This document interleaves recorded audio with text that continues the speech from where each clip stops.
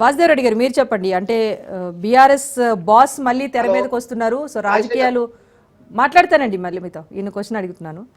So మళ్ళీ కేసీఆర్ రంగంలో దిగుతున్నారు. మొత్తానికైతే ఒక రాజకీయ చదరంగం ఒక తెర చిత్రం మీదకి వస్తుందని చెప్తున్నారు. సో ఎలా ఉండబోతుంది అంటారు? ముందుగా ప్యానెల్లో ఉన్న పెద్దలు వెంకటరెడ్డి గారికి, అదేవిధంగా రామ్మోహన్ రావు గారికి, సోదరులు ఆ, రాయ్ గారికి, ఇంత ముందాక మాట్లాడిన పెద్దలు మాజీ మంత్రి దయాకర్ రావు గారికి, మీకు అందరికీ నమస్కారాలండి.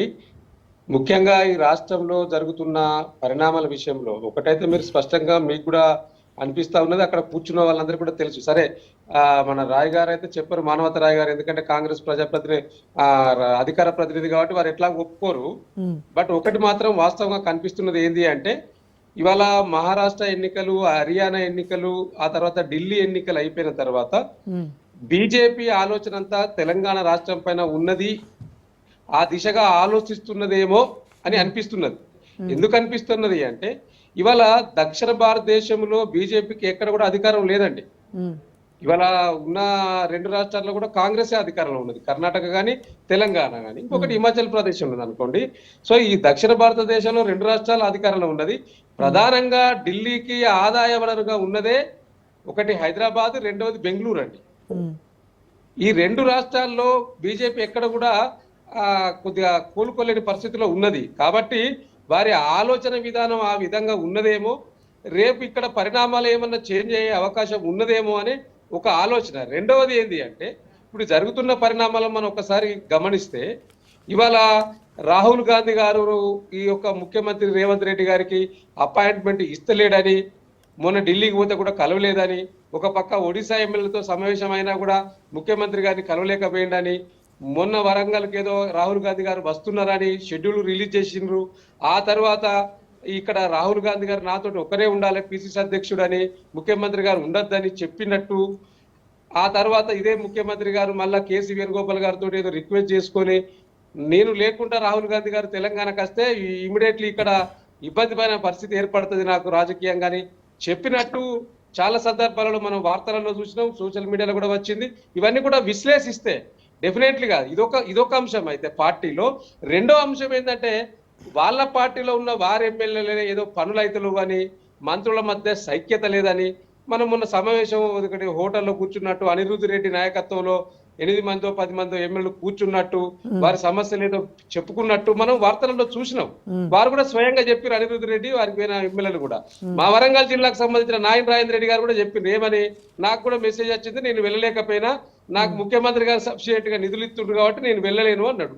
అంటే నిధులు ఇవ్వలేని వాళ్ళంతా కూడా అసంతృప్తితో ఉన్నారనే ఒక ఆలోచన, ఒక భావన మాత్రం ఈ రాష్ట్రంలో ఉన్న అంటే రాజకీయ పార్టీలో ఉన్న అందరికి కూడా ఒక ఆలోచన అయితే ఉన్నది. కాబట్టి డెఫినెట్లీగా అదొక ఇది పార్టీలో జరుగుతున్న అంశం ఇదొకటైతే, రెండో అంశం ప్రధానంగా ఏంటి అంటే, ఈ రాష్ట్ర ప్రభుత్వం ఎన్నికల ముందు ఇచ్చిన హామీలను నెరవేర్చలేక చతికిల పడిపోయింది. కాబట్టి ప్రజల్లో కొద్దిగా అగ్ర ఆవేశాలు ఉన్నాయి, కొన్ని విషయాలలో ఇచ్చిన హామీలు నెరవేర్చలేకపోతా ఉన్నారు. ఇప్పటిదాకా మా మాజీ మంత్రి వారు ఎర్రబెల్లి దయాకర్ రావు గారు చెప్పినట్టు. సో కాబట్టి ఇవన్నిటిని కూడా బేరీజ్ చేసుకుంటే డెఫినెట్లీగా తెలంగాణ రాష్ట్రంలో ఏదో జరగబోతుంది అనేది ఒక అంశం.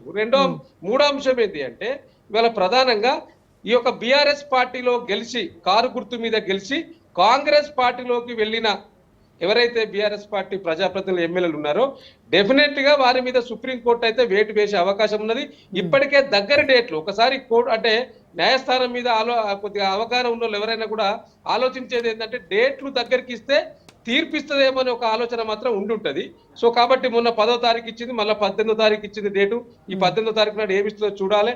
ఇప్పటికే ఒక పక్క హైకోర్టులో నుంచి వెళ్ళి మళ్ళీ సుప్రీంకోర్టుకు పోయింది. సుప్రీంకోర్టు మాత్రం, ఎందుకంటే ఇప్పటికీ సుప్రీంకోర్టు ఎందుకు ఇస్తుందని మాకు ఒక నమ్మకం ఉన్నది అంటే, గతంలో మణిపూర్ సందర్భంగా అక్కడ జరిగిన హిమాచల్ ప్రదేశ్ లో కానీ మణిపూర్ లో కానీ కాంగ్రెస్ ఎమ్మెల్యేలు క్రాస్ ఓటింగ్ పడ్డ విషయంలో 6 ఎమ్మెల్యేలకు మీద వేటు పడ్డ విషయం కావచ్చు, కానీ మణిపూర్ కు సంబంధించిన ఇష్యూ కావచ్చు, ఈ రెండింటినీ బేరీజ్ చేసుకుంటే డెఫినెట్ గా తెలంగాణ రాష్ట్రంలో కూడా అది జరగబోతుంది. డెఫినెట్ గా ఉప ఎన్నికలు రాబోతున్నాయని ఒక విశ్వాసం మాలో ఉన్నది. ఎందుకంటే నేను కూడా రీసెంట్లీగా మా పార్టీ వర్కింగ్ ప్రెసిడెంట్ తోటి కలిసి ఢిల్లీకి వెళ్ళడం జరిగింది. అక్కడ ఉన్న న్యాయ కోవిధులను కూడా కలవడం జరిగింది, చర్చించడం జరిగింది. వారు చెప్పే విధానాన్ని చూస్తే తప్పకుండా ఈ యొక్క పార్టీ మారిన ఎమ్మెల్యేల పైన మరి సుప్రీంకోర్టు కురడా జుల్పించే అవకాశం అయితే కనిపిస్తున్నట్టు అనిపిస్తుంది కాబట్టే ఇవాళ ఈ యొక్క ఎమ్మెల్యేలు ఇప్పుడు కొన్ని లీక్లు ఇస్తున్నారు. మీరు అన్నారు కొంతమంది అంటే ఎమ్మెల్యేలు ఒకటి ఈ లోపల ఒకవేళ విలీనం కనుక జరిగిపోతే కనుక ఏవైతే వదంతులు వస్తున్నాయో అలా విలీనం జరిగిపోతే మళ్ళీ పార్టీ ఫిరాయింపులు అనేది తెర మీదకి రాదు కదా ఈ మీరన్న 20వ తేదీ లోపల. Yes, yes. మీరు అడిగే ప్రశ్నకే నేను రాబోతా ఉన్నా. మీరు ఏదైతే విలీనమని కొన్ని ఏది వాట్సాప్ పత్రికల్లో సోషల్ మీడియాలో కొంతమంది ఇంకో 10 మంది 15 మంది జైన్ అవుతుండని వాళ్ళకు మంత్రి పదవులు ఇస్తారని ఇలా ఒకటే అండి. ఇవాళ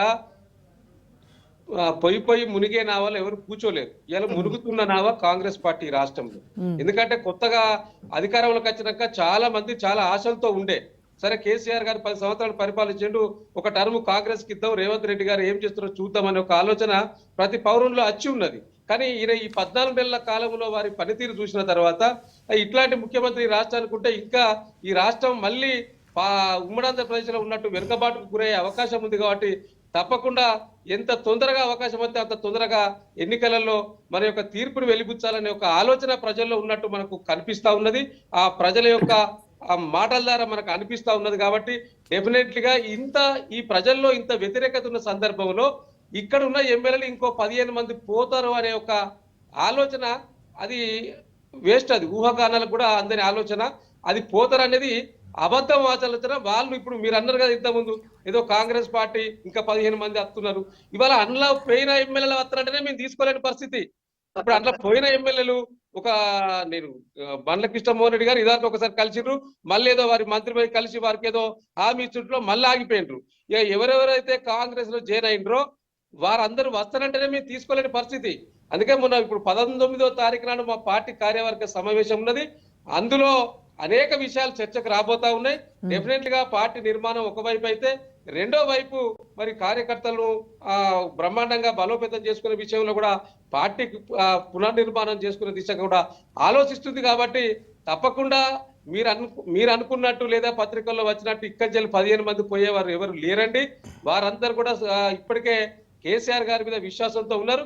కొంతమంది పోయిన వాళ్ళు ఎవరైతే ఉన్నారో వారి ఆ యొక్క స్థానిక నియోజకవర్గంలో పనుల విషయంలో వారు చెప్తా ఉన్నా కూడా తెర వెనుక ఉన్న ఎజెండా వేరనే విషయం మనందరికీ తెలిసిందే. నేను మళ్ళీ చెప్పి మళ్ళా ఇబ్బంది పెట్టడం కాదు, కానీ తెర వెనుకన్న విషయం ఏంటో తెలిసిందే. వారికి చెప్పిన హామీని నెరవేర్చలేకపోయాడు ముఖ్యమంత్రి గారు అనేది ఉన్నది. వారికి ఏదైతే హామీ ఇచ్చిండ్రో జాయిన్ అయ్యేటప్పుడు ఆ హామీని నెరవేర్చలేదు. కాబట్టి వాళ్ళే మళ్ళీ పునరాలోచనలో పడ్డారు. కాబట్టి కొత్త వాళ్ళు పోయే అవకాశం అయితే లేదు. వాళ్ళే చెప్తున్నారు మేమే పోయి ఇబ్బంది పడుతున్నాం, మీరు వచ్చి ఇబ్బంది పడకండి, బ్రహ్మాండంగా ఆడు ఉండండి, రానున్నది మళ్ళా బీఆర్ఎస్ ప్రభుత్వమే అనేది పోయిన వాళ్ళే చెప్తా ఉన్నారు ఉన్న వాళ్ళకు. కాబట్టి ఎవరు పోయేది లేదు, ఇంకా పోయేదే లేదు. కాబట్టి ఈ రాష్ట్ర రాజకీయాల్లో ఏదో పెరుమార్పు జరగబోతుంది అనేది మాత్రం వాస్తవం కనిపిస్తుంది.